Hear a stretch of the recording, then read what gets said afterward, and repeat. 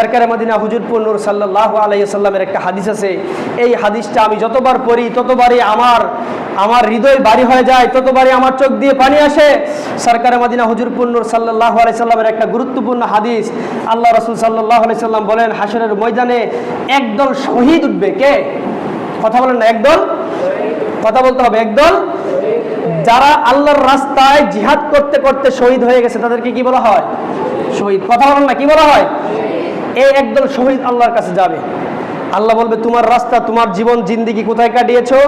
তখন তারা সকলে বলবে, আল্লাহ আপনার ধর্মের জন্য, আপনার জন্য কুরবান হয়ে গেছিলাম, শহীদ হয়ে গেছিলাম। আল্লাহ বলবেন, কি বলো? যাও জাহান্নামের দিকে প্রবেশ করো, দৌড়ে জাহান্নামে যাও। চিৎকার মেরে বলো নাউজুবিল্লাহ।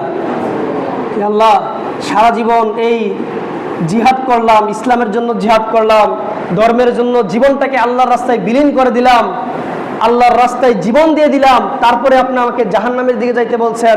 জাহান্নামে যাব কেন আল্লাহ? আল্লাহ বলেন, তুমি তো শহীদ হয়েছিলা, এই জন্য তুমি ওই দিন জিহাদ করেছিলে, এই জন্য যে মানুষ তোমাকে জিহাদি বলবে, মানুষ তোমাকে শহীদ বলবে, এই জন্য তুমি শহীদ হয়েছিলে। চিৎকার মেরে বলেন নাউজুবিল্লাহ। ওই সমস্ত শহীদদের জায়গা হবে কোথায়? কথা বলো না, কোথায়? তিন শ্রেণীর কথা বলছে।